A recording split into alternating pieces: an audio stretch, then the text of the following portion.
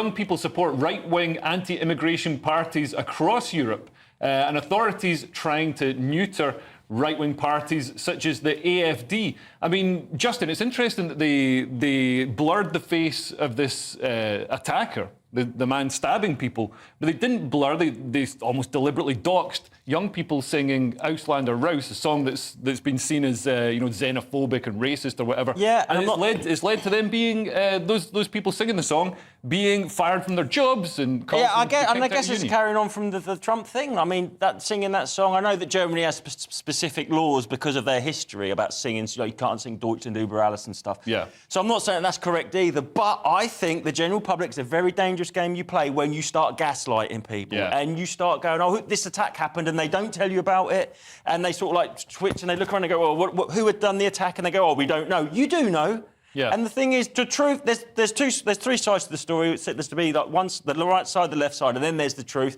The truth should always win out. People are going to get sick of it because people aren't stupid. Yeah. And it's not racist to say what happened, what actually happened, because the way it's reported is like they're completely massaging the facts and presenting one side of the beast and not the other side. Yeah, I mean, Precious, it feels like that. It feels like they're, whenever an attack like this happens, they're very quick to rush out and condemn anybody who's concerned about the attack. I think it is. I think it's very sad to see that they're not actually, discussing the real issue here. This person harmed another being, and we need to be concerned as to why. A person, I can tell we know. Well, this is why it needs to be said. There's a bit of a pattern. I mean, he's an extremist, and he's obviously has something against these people, and he's come against them and he's attacked them, and we need to be concerned of what this is showing the world, because it's happening in the UK, it's happening in France, it's happening in Italy, it's happening worldwide. I mean, in colleges around the world, universities, campuses. This has to stop. Yeah. The extremism it has to stop. There is also a lot of people that are getting involved that have no idea what is going on in Israel and have no idea. Anything to do with Israel? Well, I mean, obviously we're going about the activists and all the things that are going on right now, but it's an extremism and we need to get a handle on it because it is kind of getting out of control. Yeah, absolutely. I mean, I think it's been out of control for a while, but anybody who notices or questions it gets accused of being racist. Even if you ask, like, evenly and just go, what did happen? And it's like, it's crazy because, like, on the other side, people go, oh, you can be described as things like far-right adjacent, which doesn't even mean anything. But the other way, it's just, oh, no, nothing to see here. Yeah. It's insane. It really is. It's like insanity. But I wouldn't be worried about it because Precious has asked it to stop. No.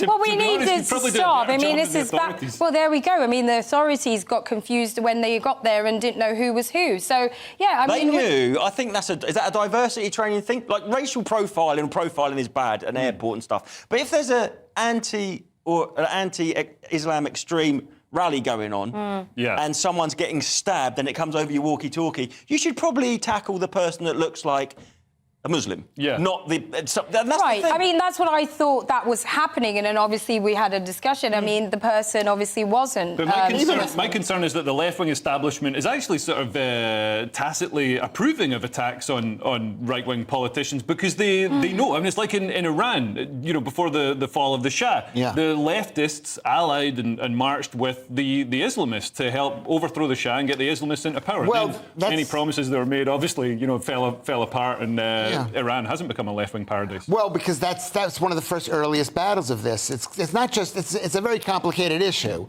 It is very complicated.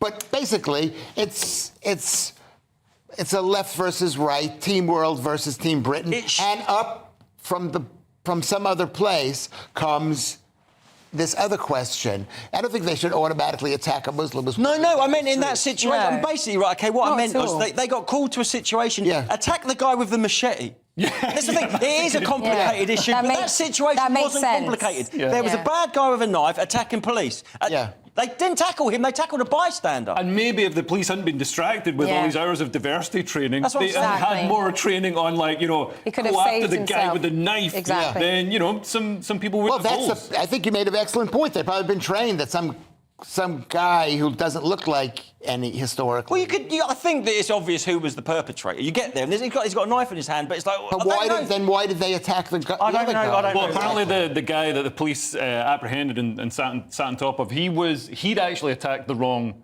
person. He'd attacked somebody who he thought was the attacker. Right. So everybody, I mean, it was like the Keystone Cops, isn't it? And then the police, obviously, the policeman actually got hurt, and he's now in hospital. We still don't know really an update as to he was stabbed while he was apprehending the wrong person. Yeah. So he had his back to the perpetrator. Yeah. I mean, it's just all round. I mean, and we still instead of wasting time, the diversity training, you need to be training for this situation. Yeah. It's more important than being taught sensitivity. I don't know what they call it. But this situation is just one of a million situations which are going to come in the future. This is just—it's just like it's not even a red flag. It's just one tiny little mark in the sky that says something bad is happening.